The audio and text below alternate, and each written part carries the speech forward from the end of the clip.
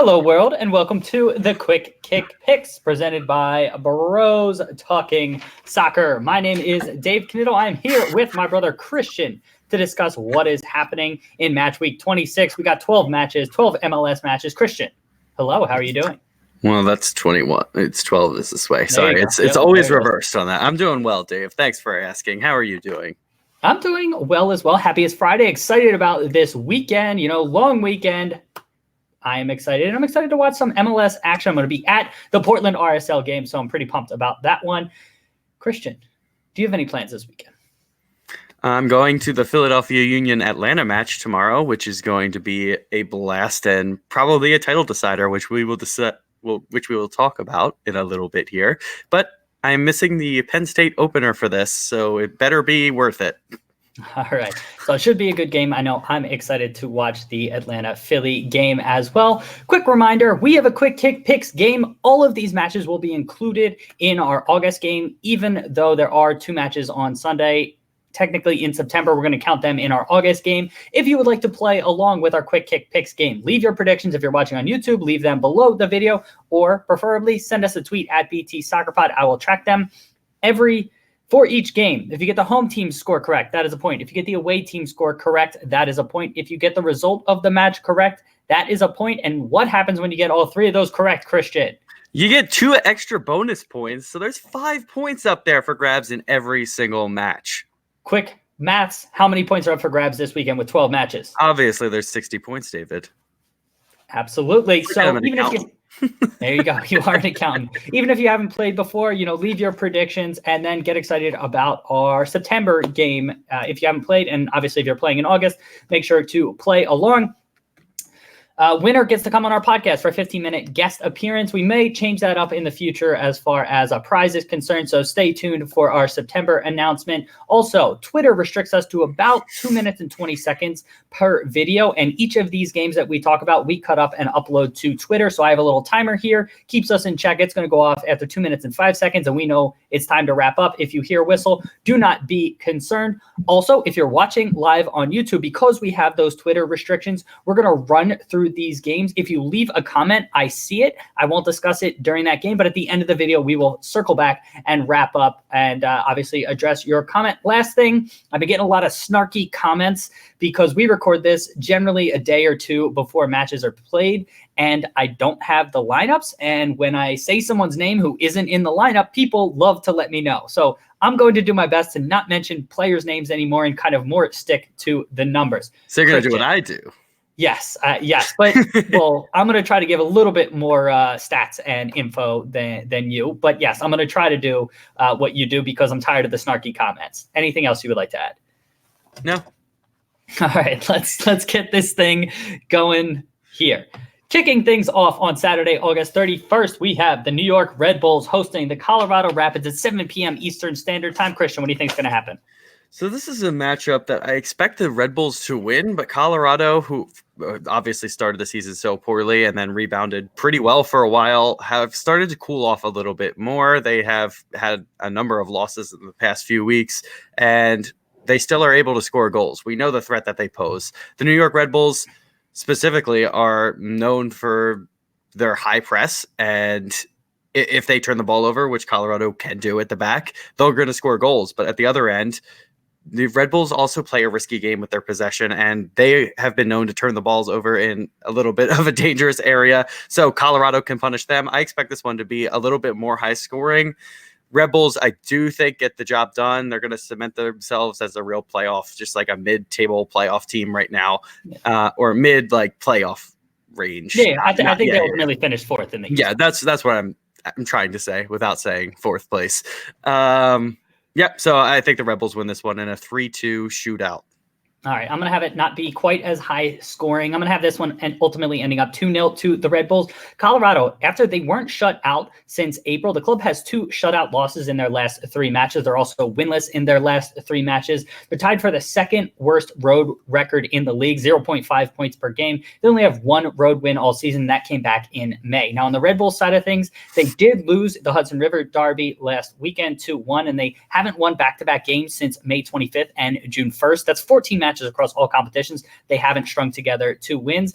Having said that, they haven't been shut out since July 3rd. They've scored in 10 straight matches. They have a 1.9 points per game at home. That's 11th in the league. It's middle of the pack, but it's relatively good. And they're in the thick of the Eastern Conference battle, Christian, like you alluded to. They're also off until September 15th, so I expect them to come out strong, get a 2-0 victory here. KXG, which is a shot space expected goals model we created, 1.6 to 1.29 in favor of the Red Bulls in this one. Christian, anything else you want to add? Nope, just Red Bulls winning this one. Next match we are talking about, we have the Philadelphia Union hosting Atlanta United at 7:30 p.m. Eastern Standard Time. Christian, you touched on this. I think this is the best matchup of the weekend. Both are tied on 48 points atop the Eastern Conference. Philly has never beaten Atlanta in 5 meetings. They're averaging 2.1 points per game at home, though, with 2.2 goals scored and only 1.1 conceded. Average of 1.1 goal difference is tied for third best in the league at home. That's a pretty good home record. Also, Curtin went back to his 4-2-3-1 formation last week against DC, and it was effective. It'll be interesting to see what he does with the personnel in this one. I'm not going to try to predict it, but that's going to be something to look out for. On the Atlanta side of things, they are absolutely rolling. 7 consecutive wins across all competitions. They've also won 2 trophies in that run. They played on Tuesday, though, and they won a trophy, so there may be an element of fatigue. There was definitely some heavy drinking going on, according to social media, and so that might play a role here. Now, having said that, they're the 5th best road team in the league on a points per game basis. They have 4 wins and 4 losses in their last 8 road matches, but their last 3 road matches have all been wins. Going with my head, I would have predicted 2-1 to Atlanta, but I'm going to go with my heart as a Union fan. Going to say they prevail 3-2 in this one. Christian, what do you expect? Wow. Okay. So I do agree with you. I think this is going to be the best matchup of the weekend. There are some great ones on Sunday, specifically for the Western Conference, but by far this is the title decider for the Eastern Conference. I know NYC FC probably have something to say about that, but I think these are the 2 teams that will end up 1-2 at the end of the season, and it will come back to this game. It is a huge matchup in Philadelphia. I think that with Atlanta's just number of games that they've played in recent weeks, is going to take a toll at some point. It's gonna just fall apart a little bit because they are just so hot right now, and it's and it's really intimidating for a lot of the teams in the East to go up against them. Joseph Martinez has scored in 12 straight matches now, which is just a mind-blowing stat in MLS, and he scored in the other competitions as well. Like, it's insane to me how good he's been in recent weeks. I think they come in, they definitely get a goal, but I think that you did end up winning this game 3-1 on a late extension of the win. All right. So you go. Both predicting Philly wins here. Next match we are talking about, we have the Montreal Impact hosting DC United at 7:30 p.m. Eastern Standard Time. Christian, what do you expect in this one? Montreal, what a team they are. It's just impossible to predict any game that they ever are in because they're either hot or they're cold, and I know I bring it up all the time, but you just don't know. And it just is incredible to me that they could be so inconsistent. They're consistently inconsistent. So I'll give that to them. DC United, on the other hand, they did not look great at the Union last week. And I just don't think without Rooney, they are the same team. Yes, he'll be back. Well, who knows? We don't know. We can't predict these lineups anymore. But assuming Rooney's back in there, that makes a huge difference to them. He is a focal point in their attack. I think Montreal at home, they have a lot of home games down the stretch. They're going to need to create a fortress there to have any shot at making the playoffs and sneaking in there. I don't think they're going to make a lot of noise late in the season, but I think that they could sneak in there. This is a big game for them to prove that they are contenders in the playoffs this year. Montreal, nope, I take it back. 2-2 draw. All right. There you go. So Montreal did win 2-1 midweek. So they did play a match to midweek. So there might be an element of fatigue here. They only have 5 MLS matches left in the regular season. 4 of those are at home. So if they're going to make the playoffs, they really got to start putting results together. Now, they're undefeated in their last 5 competitive matches at home, 4 wins and a draw. So they are starting to turn things on from that perspective. On the year, they're scoring 1.5 at home, but conceding 1.3. So those aren't great numbers. Now, DC, meanwhile, 3 straight losses. That's not great. Since May 18th, 3 wins, 6 draws, and 7 losses in MLS, 0.9 points per game. Not great from them. On the road all season, they're tied for the worst in goals per game at 0.9. Their one bright spot is that they concede the second fewest goals per game with only conceding 1.1. I don't love either direction that these teams are heading in, but I'm going to say DC wakes up a little bit and they fight back. Still not enough to get a full 3 points, but it ends 1-1. Shots based expected goals models this one 1.21 to 1.1 in favor of Montreal. So low scoring on that front. Anything else? Nope.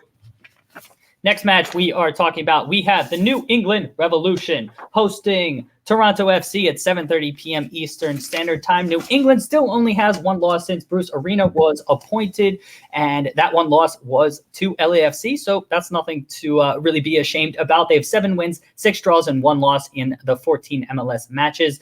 Still only, they're 17th in the league with 1.6 points per game at home and only scoring 1.4 goals per game at home. That's 19th in the league. Not great numbers. Most recently, though, they did beat Chicago 2-1 at home. Now, Toronto, they won the Canadian Classique last weekend, but they didn't look great in that matchup, and they're currently sitting outside of the playoffs. They do have 2 games in hand on Montreal, but this roster has been underwhelming for how talented it really is. After starting the year with 3 straight wins, they've only won back-to-back matches once, and that was in mid-July. They're middle of the pack as far as a road team, only picking up 1 point per game. I expect TFC to turn it on here, so I may be burned in this one, but I'm going to say it ultimately finishes 2-2. Christian, what do you expect? Yeah, this is a huge game for Toronto here to prove that they can challenge. I thought early in the season they were a lock for a playoff team. Absolutely no doubt about it. I thought they were going to be challenging with Atlanta early in the season to determine who was going to win. Atlanta obviously started bad, but that's not part of this discussion right now. I think that New England have had the exact opposite. They started so poorly, and since Bruce Arena came in, they have been electric.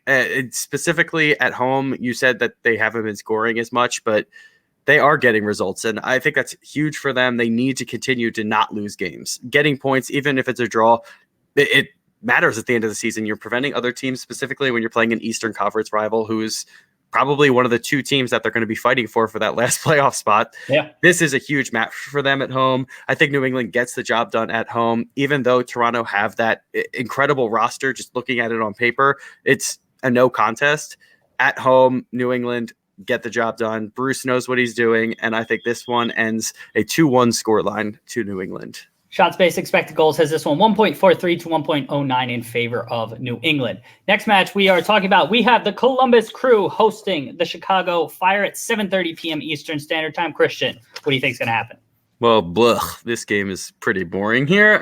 Columbus Crew have not been great. Yes, they beat Cincinnati last game out, but I mean, whatever. I mean, it means nothing at this point. The 2 teams, they're dead. And Chicago Fire, my God, on the road have been so bad this season. So I don't expect a lot of entertainment value coming from this game. The Crew may be riding high from their derby win, but I just don't think that it is enough. I think this game probably ends as a 0-0 draw. I don't expect a lot of chances. I don't really rate either defense, but I just don't think they have the creativity in the attack either to score a lot of goals. And I'm not going to be watching this game. I'm going to be honest, everybody. And I think you should if you're a fan, but no, I'm not expecting a lot of entertainment value. Yeah, and that's fair enough. This is one of the worst home teams versus one of the worst away teams, and so it could be a 0-0 draw. I'm expecting it to go to the other way, though, with both teams having relatively nothing to play for. Chicago still miraculously is in the playoff race, but they only have 5 matches remaining, and I don't expect them to come back. But because they're going to be desperate, actually I'm predicting this one to be 3-2. It goes against all the numbers and everything like that, but I think you just have 2 teams that really aren't very good, and sometimes you can get that sort of slog fest where they both just sort of go for it. Columbus, you touched on, they won the Hell is Real derby last weekend. They only have 1 loss in their last 8 matches, and that was at NYC FC, so they've been in a pretty good run of form. They scored 15 and conceded 12 over that run. That's not exactly great.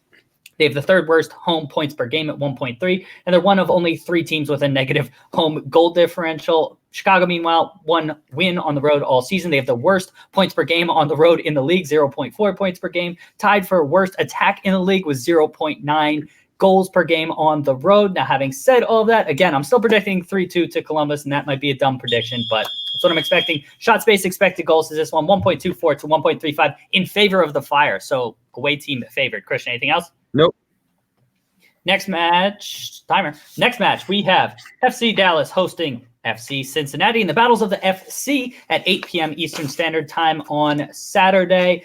Dallas, they absolutely demolished Houston 5-1 in the Texas Derby. The last 2 wins, they've scored 5 goals in them, and they have 13 goals over their last 4 matches, so they're averaging more than 3 goals per game over their last 4. They're a good home team. They're tied for 5th in points per game at home, and they're scoring 2 goals per game and only conceding 1. That goal difference on average of +1 is 5th in the league, overall. So they're pretty good home side. Cincinnati, meanwhile, I'm going to start with the positives. They haven't been shut out in their last 5 matches, and surprisingly, they're not the worst road team in the league. They're 4th worst, picking up 0.6 points per game. Now, having said that, they're conceding 2.6 goals per game on the road. That is a league worst. Their average goal difference on the road is negative 1.6 goals, I guess is the right way to say it. That is worst in the league. They're winless in their last 7 matches, and they only have 3 wins in all of MLS since the beginning of April. That's 22 matches.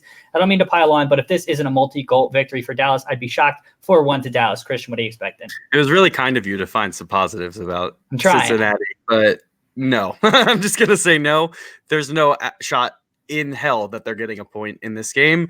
FC Dallas should, I'm going to say a really harsh thing, be ashamed of themselves if they don't win this by multiple goals. They have been really, really good in attack, as you touched on. They scored over 3 goals a game in the last 4 matches. Specifically at home, they've been explosive at times, and I think that we're going to see it again.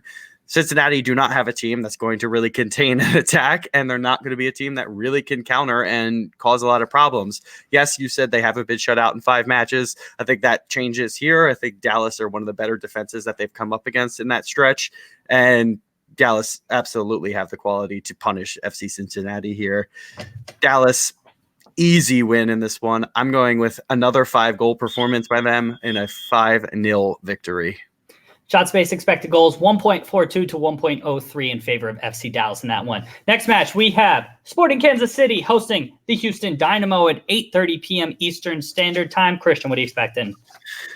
Wow. Okay. Another team that's really bad on the road here against a team that's really not been that hot at home. So this is an interesting matchup. Again, I think it's a little better than the Crew versus Fire game, but not much. I think Kansas City really need to just start to pull some type of results together. I think both of these teams are pretty much out of the playoff race at this point, but they have to show face. They have to save face. They don't have to show their face. Well, you have to show your They should show your face. You got to show it before you can save it. And it's really time for Peter Vermees to get it right. He's not had the best season with his team, and Houston just have fallen off a cliff. They started pretty well in the season, and then they seem to have lost the impetus in attack, and it's just the crash and burn right now. I can't imagine them coming into Kansas City and getting a result. But then again, they're coming up against a team that doesn't really want to win games, it looks like sometimes. But this is a game that KC should be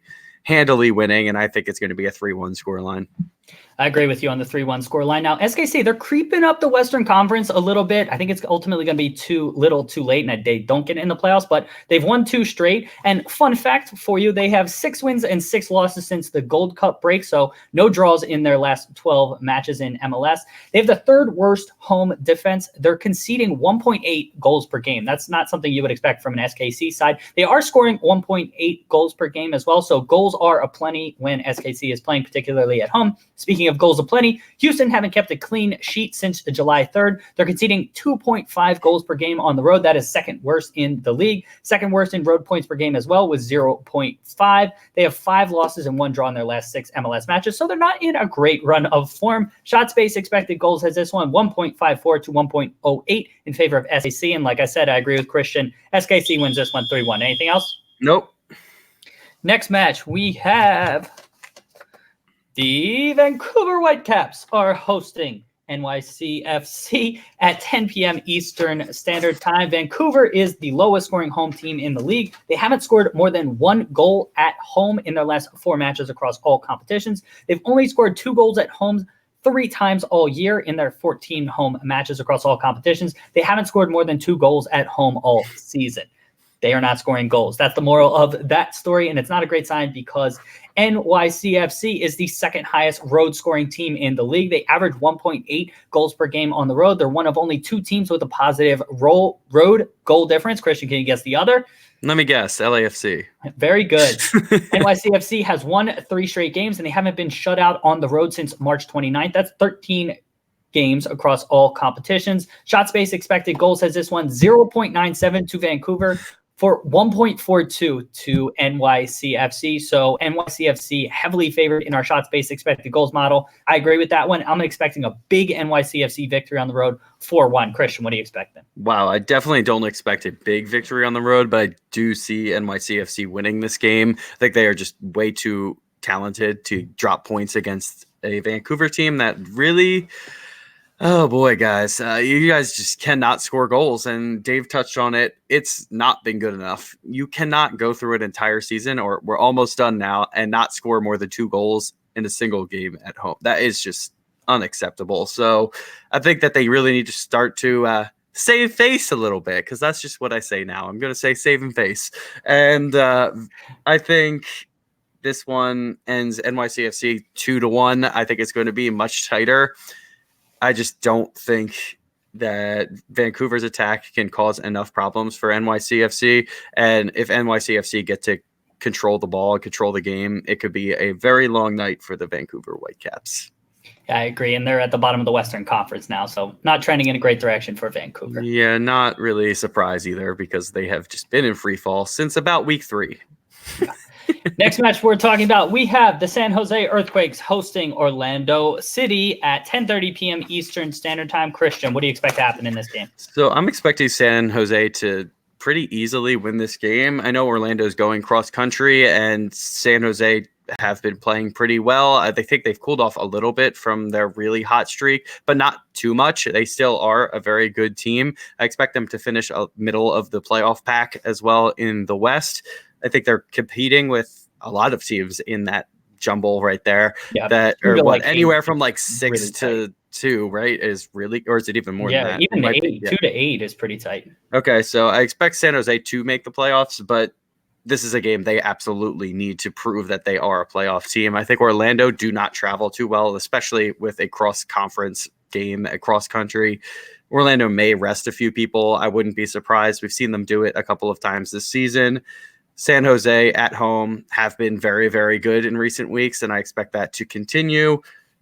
San Jose, I'm going with a 3-1 victory for them here. Okay, I agree with the San Jose 2-goal victory, but I'm saying it's going to end up 2-0 for San Jose. So San Jose, you touched on it, Christian. They hit a little winless skid in the beginning of August, but 3 of those 4 matches, were on the road, so I'm not too worried about that. They did get back to winning ways by beating Vancouver over the weekend. Their upper middle home side so that's pretty good from them. So they're on the upper echelons of the middle table as far as home sides are concerned. They also haven't lost at home since March. Orlando, you touched on the cross-country travel. I think that will make an impact. I don't see a lot of lineup rotation because it's the end of the season. They need points. They have to go for it. But I think the cross-country travel will take a toll. They're middle of the pack as far as a road team with the exception of goals against. They're actually the 3rd best goals against team on the road. They're only conceding 1.2 goals per game. They haven't been shut out on the road in their last 6 matches, but I think it changes here. Shot space expected goals says this one 1.54 to 1.04 in favor of the Quakes, and I think they get a 2-0 victory. Anything else? Nope. Next match, and one that I will be at, and I'm very excited about, we have the Portland Timbers hosting Real Salt Lake at 10:30 p.m. Eastern Standard Time. I think it's me. Portland, this is game 5 in a 10-match homestand. They've actually lost their last 2 at home, and that's slightly surprising. They've also conceded 2 goals in each of their last 3 matches, and they have no home clean sheets in the 4 matches so far on this homestand. They are, however, scoring 2.1 goals per game at home, and that is 3rd best in the league. RSL, meanwhile, they're not a great road side. They're tied for 7th worst in the league with a negative 0.7 goal difference on the road. Having said that, they have been in pretty good form. They have 7 wins, 3 draws, and 2 losses in MLS since the Gold Cup break. 8 of those 12 matches, though, were at home. So like I said, they're not the greatest road side. KXG, so our homemade shot space expected goals is this one, 1.69 to 1.12 in favor of the Timbers. Portland, they're still outside of the playoffs, and everyone expects them to get in, but they've really stumbled. I think that they corrected here and they win this one 3-2 to Portland. Christian, what do you expect them? Yeah, I don't expect as many goals in this game, but I think RSL do pose a threat to the Timbers. I think that they can score goals when they want to, but you touched on the fact that they haven't been as good on the road. We've seen them at home really, really be dominant. And other than I think against LAFC, they've won the majority of their last probably 5 or 6 home matches and in dominant fashion. So I expect them on the road to pose a threat, but they just do not have that little piece, I think, of maybe that's their mentality on the road. And it does play a big factor, especially when you go to a place like Portland, because their fans are absolutely wild. The atmosphere can just be intimidating to a lot of teams. And I expect that to have an effect here. I think the Timbers are the better team. They are the current Western Conference champions. They're going to prove why, and they're going to try and force themselves into those final playoff spots. I think Portland win this game. I'm going to go with a 2-0 scoreline here. I do not think RSL do grab a goal, even though they will create chances. All right, fair enough. Next match, we are talking about getting to Sunday, September 1st. We have the Seattle Sounders hosting LA Galaxy at 6:30 p.m. Eastern Standard Time. Christian, what's going to happen? So I think this is an interesting game, and this is probably the most, I don't know if I could say it's the most interesting game, but Seattle are a very, very good home team, and you expect the Galaxy to come with their stars, and this is going to be a huge matchup. I think these two teams are probably the favorites to finish in the second or third place, because first is already decided. Let's not even talk about that. I think these are the next two best teams. Minnesota might have something to say, but right now I think Seattle at home have the advantage. I think obviously we've seen the Galaxy go to LAFC recently. That was last week. Yep. And they got a point, and they were up 3-1 in that game pretty early on. They weren't able to hold on just because LAFC is a monster. So the Galaxy will definitely be a huge test for the Sounders to prove if that home record can speak for itself. But I think that this one is going to be a draw at the end of the day. Again, it's going to be a huge result for the Galaxy, in my opinion. And if Ibra has his say, we all know what he can do. So for as good as Seattle have been, and specifically at home, I just think the Galaxy are starting to turn into a real playoff threat. And I'm going with a 2-2 draw. Yeah, if Ibra is actually motivated. As crazy as this sounds, since these teams are 3rd and 4th in the West, I feel like both have underperformed Seattle. They have a +2 goal difference on the year. LA Galaxy has a -3 goal difference. Both sides have 2 wins, 3 draws, and 3 losses in their last 7 MLS matches. I thought these two teams would pull away from the pack and easily finish 2nd and 3rd, but that's just not happening. Seattle, 2.1 points per game at home. That's 5th best in the league. Victory at Portland this weekend was big, and that stopped a 4-game winless run. Galaxy, they had an exciting 3-3 draw with LAFC. They're middle of the pack road team, but they haven't won on the road in their last 5 matches. Last win came June 22nd at FC Cincinnati. KXG, homemade shot space, expected goals, 1.63 to 1.47. I have Seattle getting a 2-1 victory, so shout out Sal. There you go. LA is probably going to win then with that. Last match we are talking about, we have LAFC, if I can hold the papers up, hosting Minnesota United at 10:30 p.m. Eastern Standard Time on Sunday. LAFC, I mean, what more can you say? Scoring 3.2 goals per game at home on average, which is ridiculous. They have 74 goals scored in 27 MLS matches. They're on pace to blow away the LA Galaxy's record of 85 goals in 1998. That's over the season as a team.